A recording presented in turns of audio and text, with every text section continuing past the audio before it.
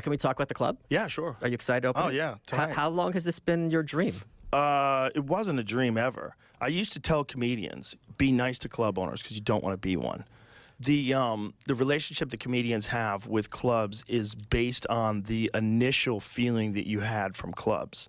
There's like you have to kind of like work through that, because in the beginning you're an open micer and you're fucking terrible, and you start getting better and you're trying to get work, but they don't want to give you work and they don't really respect you because they remember when you were terrible. And then you have to leave town, and then when you leave town you're going to clubs and you're not getting paid that much, and sometimes people will kind of screw you over on the ticket prices or something will go wrong, and you got to just be cool about all of it. You got to be as friendly to club owners as you can, because you don't want to be one, and you need those people. We need them. We're not going to go open up our own clubs.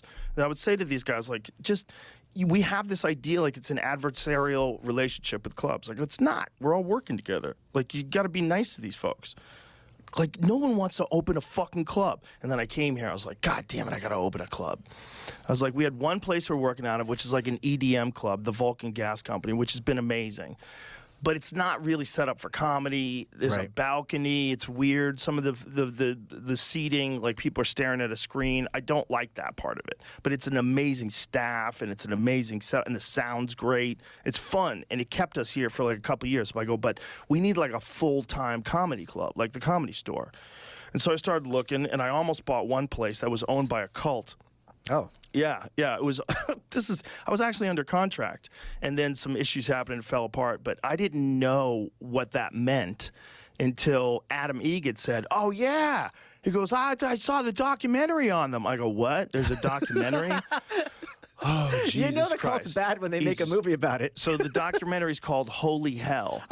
And this documentary is about this guy who, he ran a cult in West Hollywood. And he was this guy who, at one point in time, he was a failed actor. And then he was a dancer. And he was just this really weird gay guy that was super, super charismatic. And he got all these people to join his cult.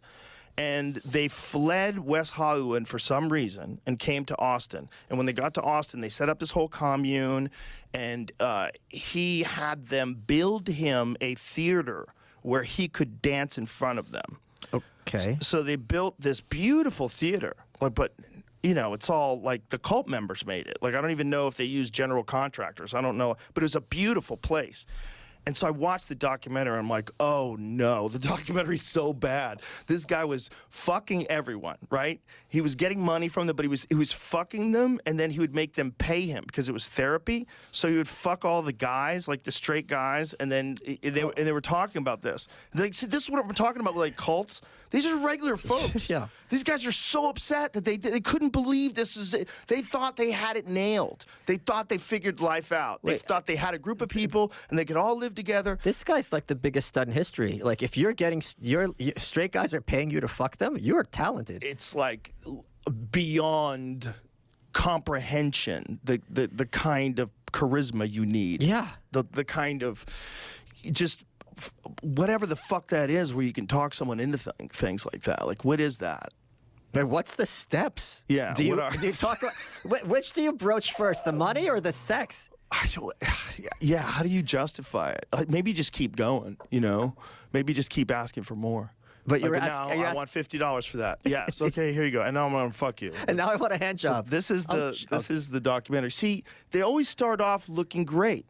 This is the case with what is it? Wild Wild Country, right? Is that the one? Yeah, Wild Wild Country. And this one's Austin? similar. No, this is probably before they came to Austin. Because is that a lake or is that an ocean? See, that's all mountains and shit, so that must be when they were in California. So they were all together in California, and then they fled and came to Austin. I don't remember why. He probably fucked the wrong dude or something. How are they not? I'm not. So that's the guy. How are they not all getting AIDS? This is the guy. Holy crap. This is the guy. So this guy now runs a cult in Hawaii. He fled Austin, he went to Hawaii. So they confront him in Hawaii in the documentary. And this is all the place I'm going to buy, Michael Malice.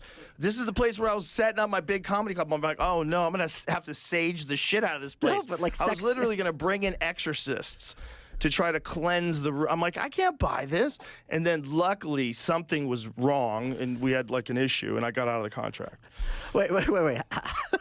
How It's are a you- great place. How are though. you gonna Somebody bought it right away, right after I got How out are you of there. going to find The Exorcist? Did you look on Yelp? I was gonna like figure out a way. I was gonna like hire a priest or something. I was gonna do a bunch of different things like that for fun, because everyone's gonna know like the background of that place. If you watch the documentary, you know the background. It's on. And can you tell us are you allowed to say where this place is? Oh yeah, it's on BK's Road. It's called Holy the One crap. World Theater. Yeah, it's Jesus. beautiful. Somebody bought it, like I said, immediately afterwards. It's a gorgeous place. It's an amazing place to see shows too. It's like great acoustics there. It's really, but the story behind it is this cult. Yeah.